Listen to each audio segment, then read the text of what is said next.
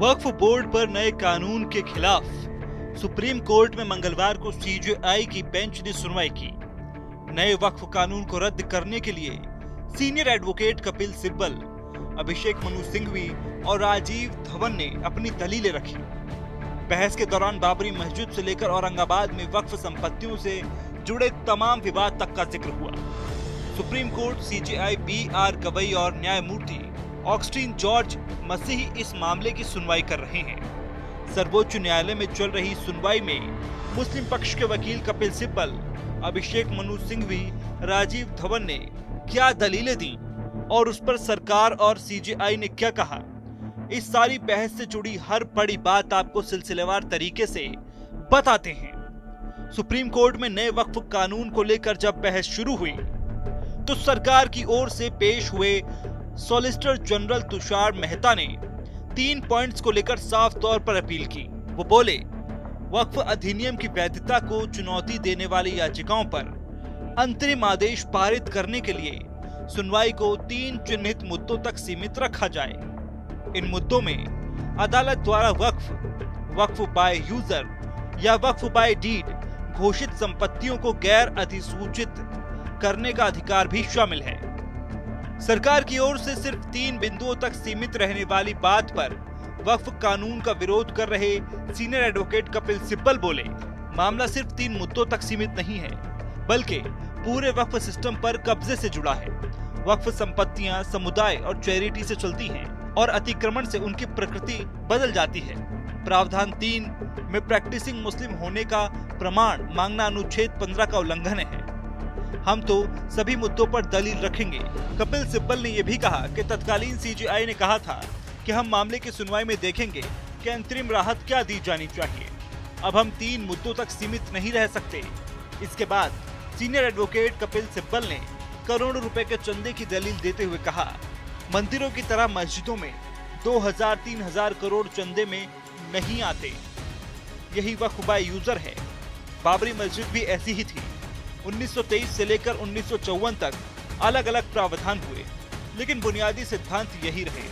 वो कहते हैं, पिछले अधिनियम में पंजीकरण की आवश्यकता थी और क्योंकि आपने पंजीकरण नहीं कराया, इसे वक्फ नहीं माना जाएगा, जो कई 100, 200 और 500 साल से पहले बनाए गए थे। वक्फ के पंजीकरण के लिए जिम्मेदार हैं, लेकिन 2025 का अधिनियम चरित्र को बदल देता है। ये अनुच्छेद 25 का उल्लंघन है। सिब्बल के तर्क पर सीजेआई ने कहा कि दरगाहों में तो चढ़ावा होता है। इस पर सिब्बल ने कहा कि मैं मस्जिदों की बात कर रहा हूँ, दरगाह अलग है। नए वक्फ एक्ट को रद्द करने की मांग को लेकर तमाम दलीलें सुनने के दौरान सीजेआई, बी.आर. गवई ने स्पष्ट तौर पर कहा, यह मामला संवैधानिकता के बारे में है। अदालतें आमतौर पर हस्तक्षेप नहीं करती हैं, इसलिए जब आप एक बहुत मजबूत मामला नहीं बनाते, कोर्ट हस्तक्षेप नहीं करती है। जब तक साफ साफ दिखने वाली कोई गड़बड़ी नहीं है, तब तक अदालतें सीधे दखल नहीं देती। औरंगाबाद में वक्फ संपत्तियों को लेकर बहुत सारे विवाद हैं। कपिल सिब्बल ने वक्फ एक्ट में प्रैक्टिसिंग मुसलमान को साबित करने वाले प्रावधान पर भी विरोध किया।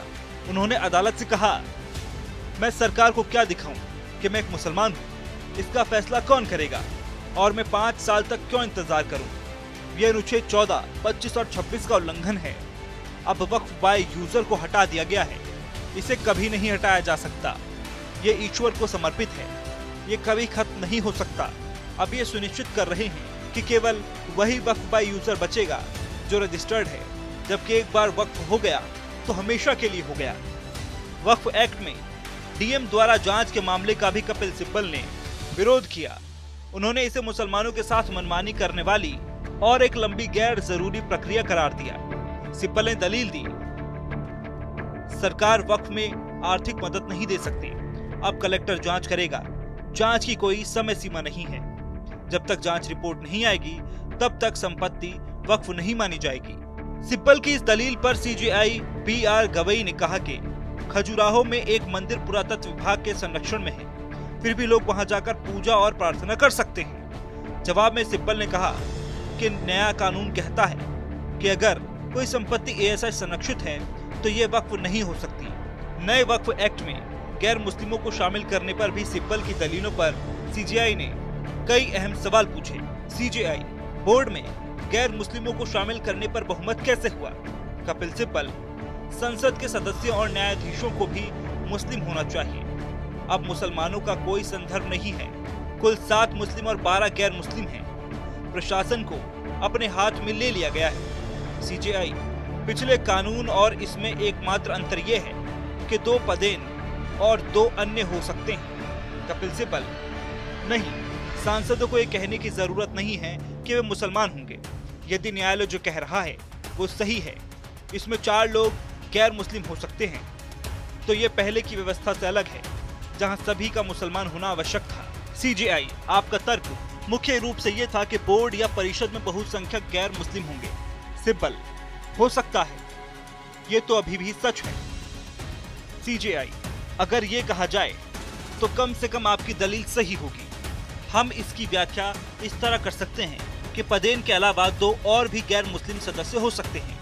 सिब्बल, हमारी आपत्ति भी यही है कि किसी भी हिंदू धर्म संस्थान की बंदोबस्ती में एक भी व्यक्ति गैर हिंदू नहीं है।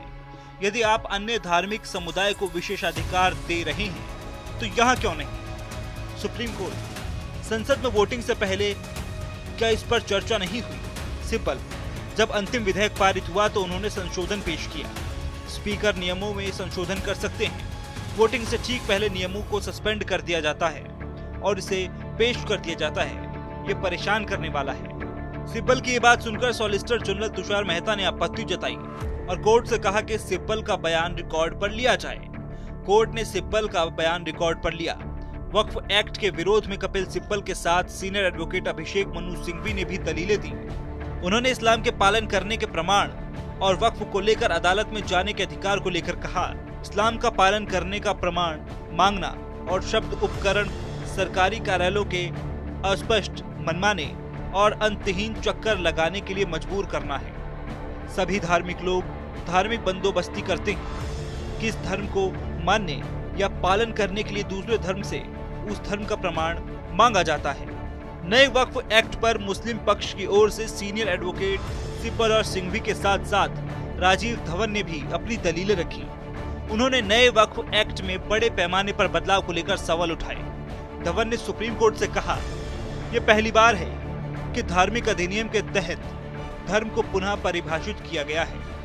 इतने बड़े पैमाने पर बदलाव की क्या जरूरत थी?